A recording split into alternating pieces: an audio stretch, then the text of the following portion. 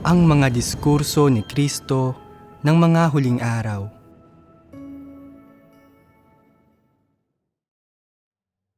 Mga salita sa kung paano harapin ang katotohanan at ang Diyos. CP. Ano ang kalikasan ng problema ng pakikialam sa mga salita ng Diyos? Kung binabago mo ang mga salita ng Diyos at pinakikialaman ang kanyang pananalita, katumbas ito ng pinakamalubhang pagsalungat at paglapastangan sa Diyos. Ang mga kauri lang ni Satanas ang may kakayahang gumawa ng ganitong masamang gawa, at katulad sila ng arkanghel. Sinabi ng arkanghel, "Diyos ko, kaya mong likhain ang langit at lupa at lahat ng bagay at gumawa ng mga tanda at hiwaga. Kaya ko rin itong gawin. Umupo ka sa trono at gayon din ang gagawin ko. Pinaghaharian mo ang lahat ng bansa at gayon din ako. Nilikha mo ang mga tao at pinamamahalaan ko sila." Ganito ka mapagmataas ang arkanghel. Wala itong taglay na anumang katwiran. Ang kalikasan ng pakikialam sa mga salita ng Diyos ay katulad ng sa arkanghel. Ibig sabihin, ito ay isang pagpapamalas ng tuwirang pagsalungat sa Diyos at ng paglapastangan sa Diyos. Ang mga taong nakikialam sa mga salita ng Diyos ay ang mga pinakasumasalungat sa Kanya at tuwiran nilang nilalabag ang Kanyang disposisyon. Pinakakinapupuotan ng Diyos ang mga nakikialam sa Kanyang mga salita. Maaaring sabihin na ang pakikialam sa mga salita ng Diyos ay paglapastangan sa Diyos at sa banal na Espiritu at isang kasalanang walang kapatawaran. Maliban sa pakikialam ng mga tao sa mga salita ng Diyos, mayroon pang isang bagay na lumalabag sa disposisyon ng Diyos. Ito ay kapag ang mga tao ay nangangahas na kaswal na baguhin ang mga pagsasaayos ng gawain, at pagkatapos ay ipinapasa ang mga ito sa iglesia upang ilihis ang mga hinirang ng Diyos.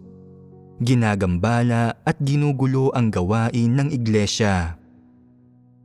Ito rin ay isang pagpapamalas ng tuwirang pagsalungat sa Diyos at isang bagay na lumalabag sa disposisyon ng Diyos.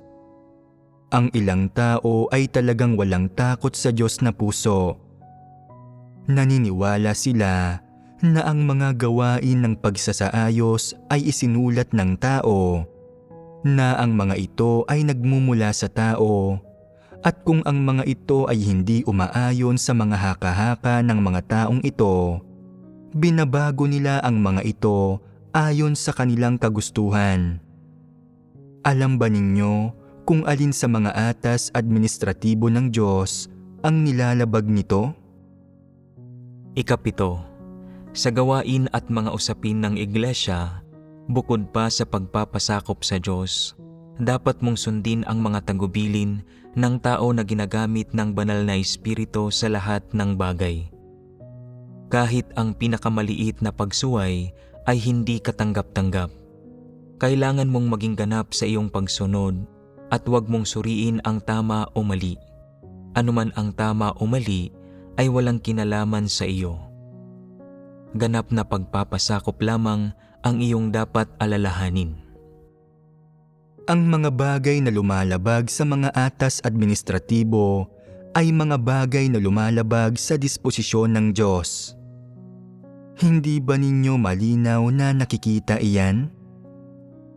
Napakahambog ng saloobin ng ilang tao sa mga pagsasaayos ng gawain ng itaas. Naniniwala sila, ang itaas ang gumagawa ng mga pagsasaayos ng gawain at tayo ang gumagawa ng mga gawain sa iglesia. Ang ilang salita at gawain ay maaaring ipatupad ng fleksible. Nasa atin na kung paano partikular na gagawin ang mga ito.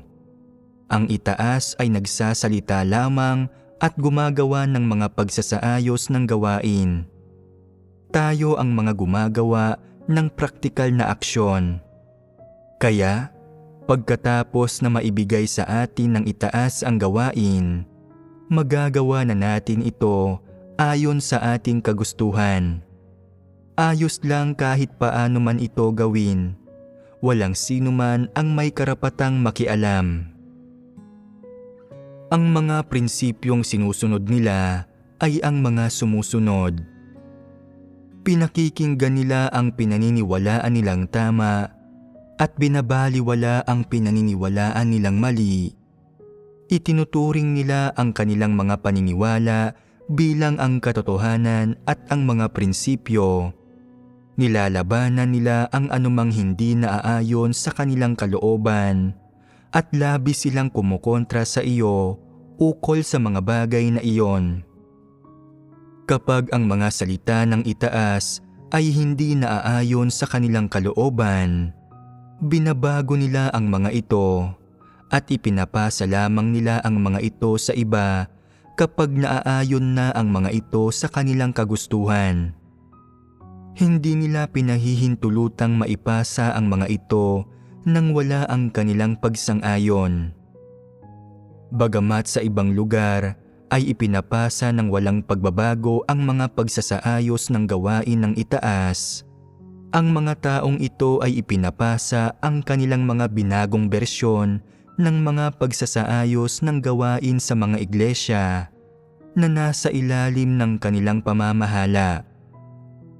Ninanais palagi ng mga gayong tao na isantabi ang Diyos. Nananabik sila na ang lahat ay maniwala sa kanila, sumunod sa kanila, at magpasakop sa kanila. Sa kanilang isipan, may ilang larangan kung saan ang Diyos ay hindi nakakapantay sa kanila. Kailangang maging Diyos din sila mismo at kailangang maniwala sa kanila ang iba. Iyon ang kalikasan nito. Kung naunawaan ninyo ito, tatangis pa rin ba kayo kapag sila ay tinanggal? Maaawa pa rin ba kayo sa kanila? Iisipin pa rin ba ninyo, ang itaas ay kumilos ng hindi nararapat? Tinatrato nila ng hindi patas ang mga tao. Paano nila nagawang tanggalin ang gayong kasipag na tao? Ang mga nagsasabi nito ay walang pagkilatis. Para kaninong kapakanan ba na sila ay nagsisipag? Para ba sa kapakanan ng Diyos? Para ba sa kapakanan ng gawain ng iglesia? Nagsisipag sila upang patibayin ang kanilang katayuan. Nagsisipag sila upang makapagtayo ng mga nagsasariling kaharian.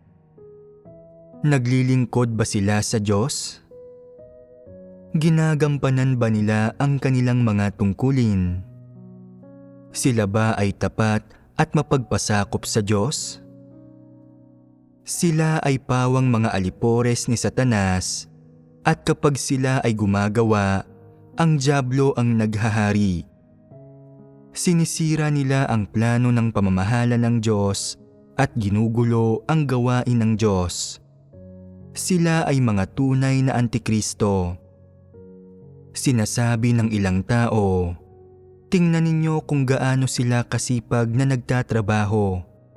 Kinakailangan ng pagsisikap ang pagsulat ng lahat ng bagay na iyon at ang pagpasa ng mga iyon sa mga iglesia. Kung gayon, ay hayaan ninyong tanungin ko kayo, ang mga bagay bang isinusulat nila ay nakakapagpatibay sa mga tao? Ano ba mismo ang layuning nais nilang makamit? Mayroon ka bang pagkilati sa mga usaping ito? Ano ang mga magiging kahihinatnan kung ikaw ay malihis nila? Naisip mo na ba iyon? Naaawa ang ilan sa ganitong mga tao. Sinasabi, Nagtatrabaho sila ng gusto at hindi madaling isulat ang lahat ng bagay na iyon, kaya dapat silang patawarin ng sambahayan ng Diyos kung mayroong ilang paglihis o mga baluktot na bagay sana isulat nila.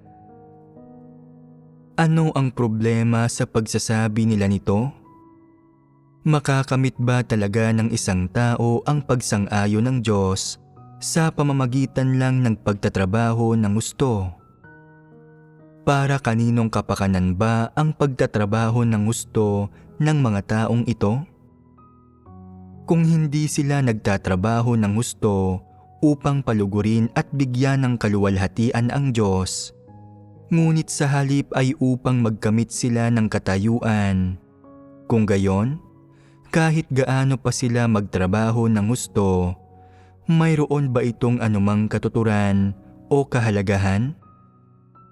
Ang ganitong uri ng pagtatrabaho ng gusto ay makasarili at mababa, masama at walang kahihiyan.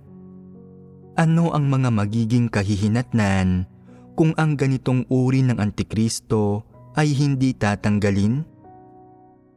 Guguluhin ng mga tao ang gawain ng iglesia ayon sa kanilang kagustuhan, at sila ay magiging mga sumasalungat sa Diyos nang hindi nila namamalayan. Hindi ba't ito ay nakakagambala at nakakagulo sa gawain ng Diyos? Kung sila ay nagtatrabaho ng gusto upang makamit ang mga sarili nilang mithiin, nagbibigay ba iyon sa kanila ng karapatang salungatin ang Diyos? Kung gayon ba ay dapat na silang sumalungat sa Kanya at maghimagsik sa Kanya? Dapat ba silang maging walang pakundangan at walang ingat at tumangging magpasakop sa Kanya? Basta na lang ba nila magagawa ang anumang gusto nila? Ang mga hindi nagtataglay ng katotohanan, ang mga hindi nagpapasakop sa Diyos, at ang mga gustong kumilos lang ng walang pagkilatis, na nag-aakalang ang lahat ng ginagawa nila ay makatwiran at tama, ay pawang mga dyablo at alipores ni Satanas na naparito upang gambalain at guluhin ang gawain ng iglesia.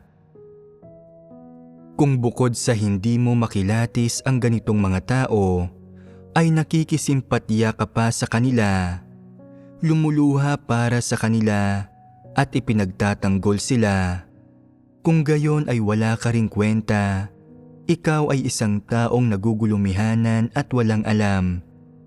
Maaari mo pa ring isipin, hindi nagiging maunawain ang itaas sa damdamin ng mga taong ito. Nagtrabaho ng husto ang taong iyon at basta na lang siyang tinanggal ng itaas.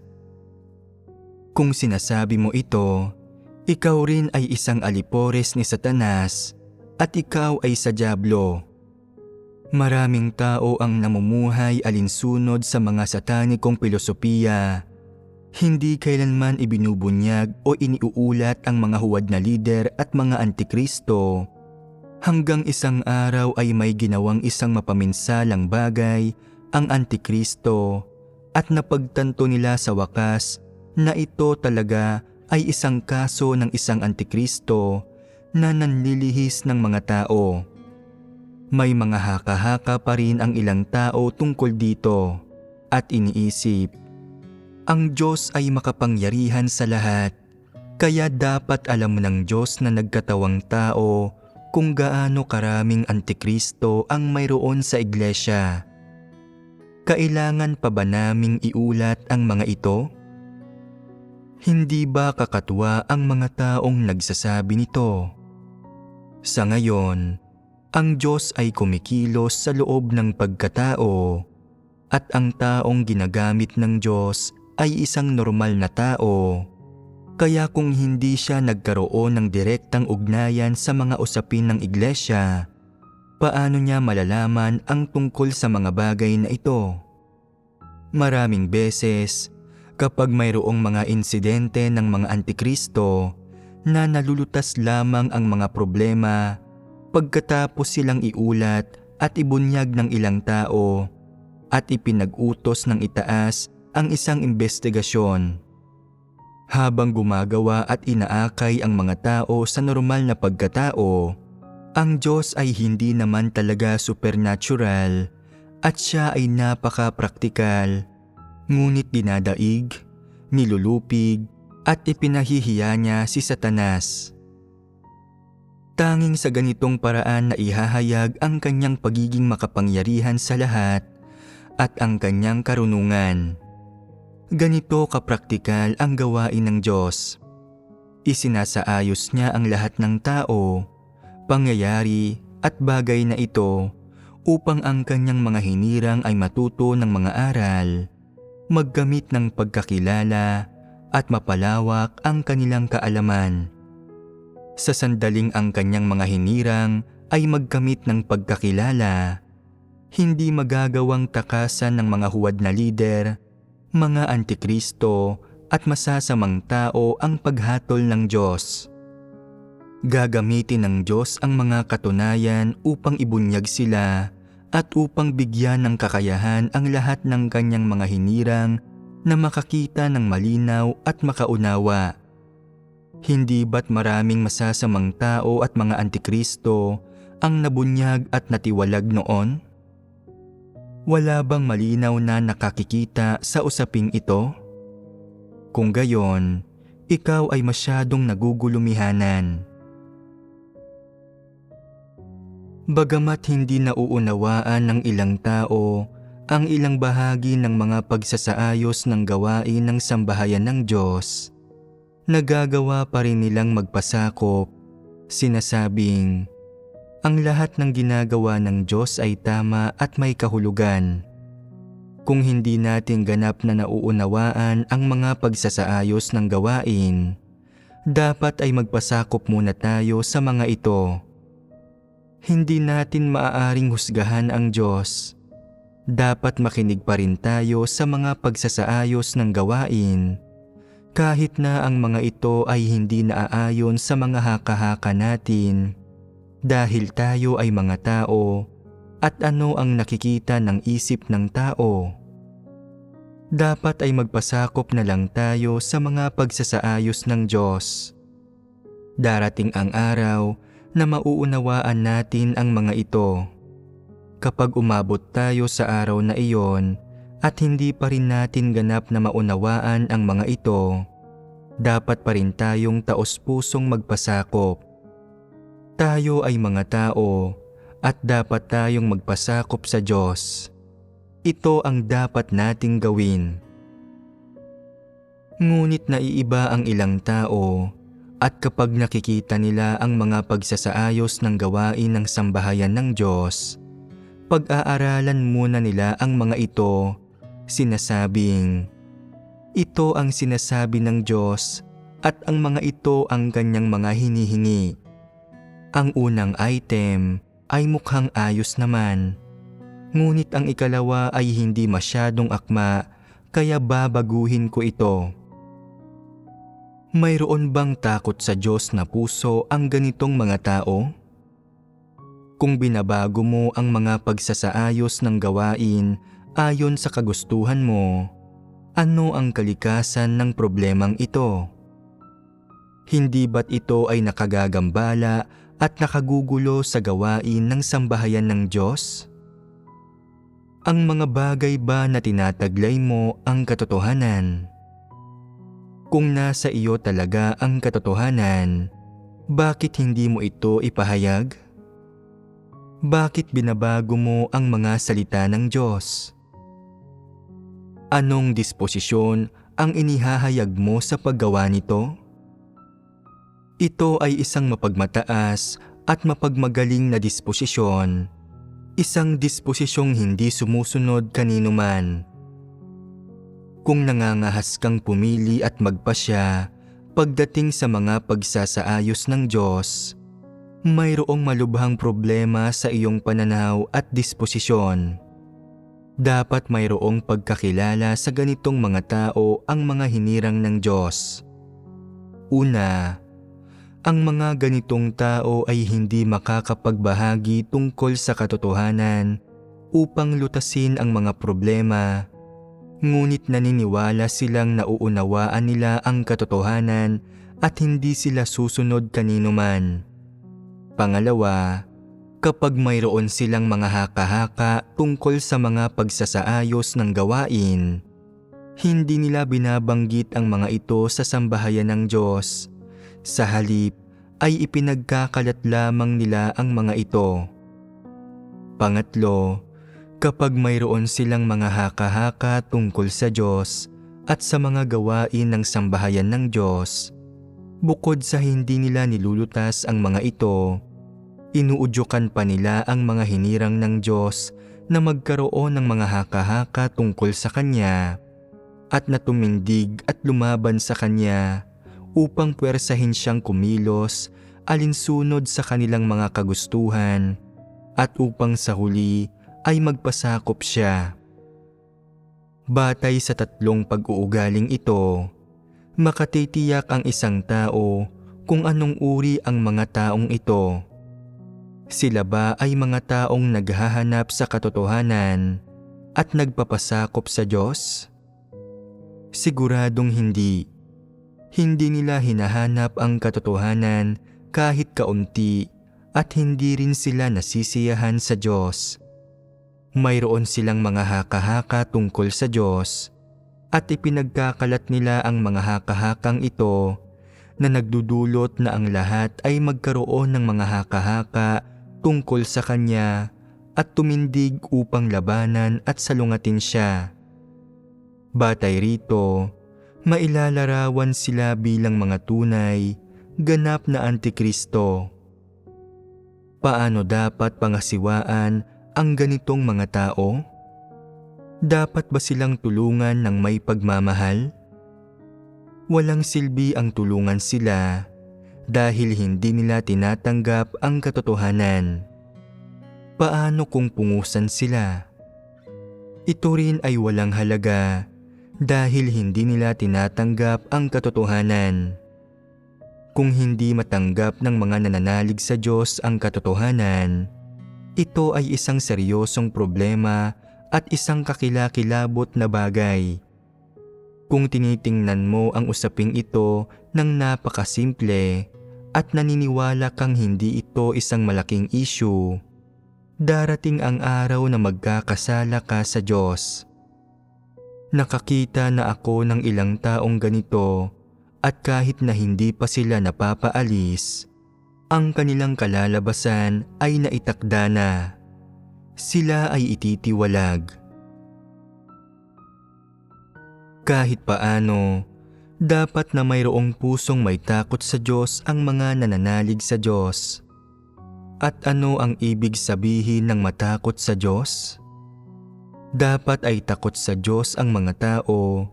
Dapat ay ginagawa nila ang lahat ng bagay ng may pag-iingat at pangangalaga.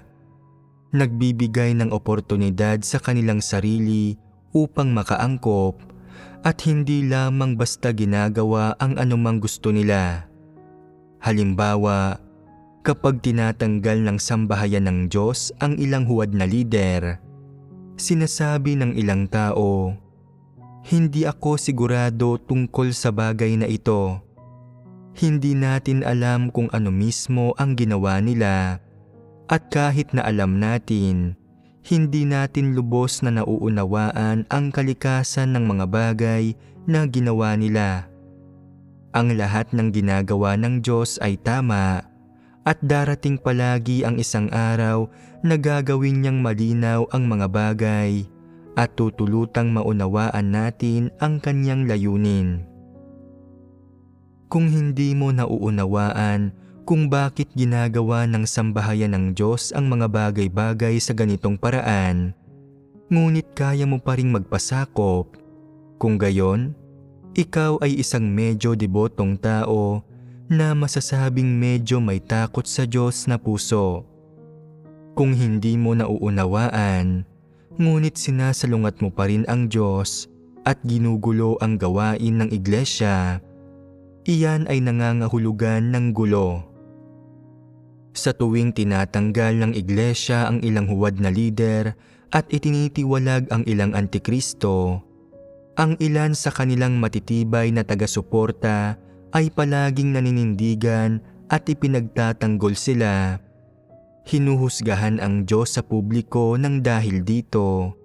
Sinasabing hindi siya matuwid at hinihiling sa banal na espiritu na ihayag ang bagay na ito. Para sa ganitong mga tao, kahit na katangi-tangi ang kanilang paglilingkod kapag pinapalaganap ang ebanghelyo at ginagampanan ang kanilang mga tungkulin, wala sa mga ito ang mahalaga. Itatakda ng isang pagtataksil ang iyong kapalaran magpakailanman. Dapat mong makita ng malinaw ang diwa ng pagtataksil. Huwag mong isiping hindi ito isang malaking usapin. Masasabing lahat kayo ay sumalungat sa Diyos, na lahat kayo ay nagkasala. Gayunpaman, ang kalikasan ng inyong pagsalungat at mga pagkakasala ay magkakaiba. Ang kalikasan ng usaping kababanggit ko pa lang ay napakalubha at bumubuo sa pampublikong paghusga at pagsalungat sa Diyos. Palaging mahilig magsulat ng ilang bagay ang ilang tao, ilang sulat na kaswal nilang pinaiikot sa iglesia. Ito ba ay naaayon sa mga prinsipyo? Ang mga isinusulat ba nila ay tunay na patotoo? Ang mga ito ba ay buhay karanasan? Ang mga ito ba ay nagpapatibay sa mga hinirang ng Diyos? Kung hindi naman pala, ngunit ang mga ito ay kaswal pa ring pinaiikot ng mga taong ito sa iglesia. Kung gayon ay nililihis nila ang mga tao, nagpapakalat ng mga maling pananampalataya at paniniwala, binabaluktot ang mga katunayan, ginugulo ang tama at mali at nagsasalita ng pawang walang katuturan. Gusto pa ngang magsulat ng ilang tao ng sarili nilang aklat, pagkatapos ay ipadadala ito sa iglesia para sila ay maging sikat. Hindi pa ba natuto ang mga tao ng isang malalim na leksyon mula sa halimbawa ni Pablo? Gusto mo pa ring magsulat ng isang aklat, magsulat ng iyong talambuhay ng isang kilalang tao at sumulat ng isang buod ng katotohanan. Wala kang anumang katwiran. Kung may kakayahan ka, sumulat ka ng ilang piraso ng patotoong batay sa karanasan. Hindi ka pa ba nahusgahan at nagdusa ng sapat nitong ilang taon na ikaw ay nanalig sa Diyos? Hindi mo pa rin ba nakikita ng malinaw ang bagay na ito? Ano ang nauunawaan ng mga tao? Ang mga salita at doktrinang sinasambit mo ay hindi makalulutas kahit pa sa mga sarili mong problema at nais mo pang ibahagi ang mga ito sa iba. Wala ka talagang kaalaman sa sarili mo. Bakit naglilimbag at nagpapadala ng mga aklat ang sambahayan ng Diyos sa pare-parehong paraan? Dahil ang karamihan sa mga aklat na ito ay naglalaman ng mga salita ng Diyos at ang iba pa ay pawang binubuo ng mga tunay na patotoong batay sa karanasan ng mga hinirang ng Diyos. Ang lahat ng ito ay mga positibong bagay na kailangan ng mga hinirang ng Diyos, at kaya ang mga aklat na ipinapadala ng sambahayan ng Diyos sa pare-parehong paraan ay kailangang lahat para sa gawain ng iglesia at sa buhay pagpasok ng mga hinirang ng Diyos. Ang paraang ito ng paggawa ng mga bagay-bagay ay nagmumula rin sa patnubay ng banal na espiritu. Nauunawaan ninyong lahat na ang mga aklat na ipinapadala ng sambahayan ng Diyos sa pare-parehong paraan ay labis na mahalaga at kinakailangan. Alam na alam ninyo ang mga benepisyong makakamit ninyo mula sa pakikinig sa mga sermon. Kaya kung mayroon kayong pagkakilala sa mga bagay na pinapakalat ng mga huwad na lider at antikristo, magagawa ninyong tunay na makilatis ang mga huwad na lider at antikristo. Ngunit sa inyong kasalukuyang tayog, nauunawaan lamang ninyo ang maraming doktrina tungkol sa pananalig sa Diyos at hindi pa rin malinaw sa iyo ang katotohanan. Mayroong ilang mahalagang usaping hindi pa rin ninyo lubos na nauunawaan, na tila malabo at hindi malinaw sa inyo, at kaya wala pa rin kayong taglay na anumang katotohanang realidad at hindi pa rin kayo masyadong mapagkilatis. Paano man kumikilos o nagsasalita ang sinuman sa iglesia, wala kayong malinaw na pagkilatis dito. Naniniwala ang ilang tao na basta't mahusay magsalita ang isang tao, makapagpapatotoo siya tungkol sa Diyos, at na ang mga hindi mahusay magsalita ay hindi makakapagsalita tungkol sa patotoong batay sa karanasan kahit na mayroon sila nito.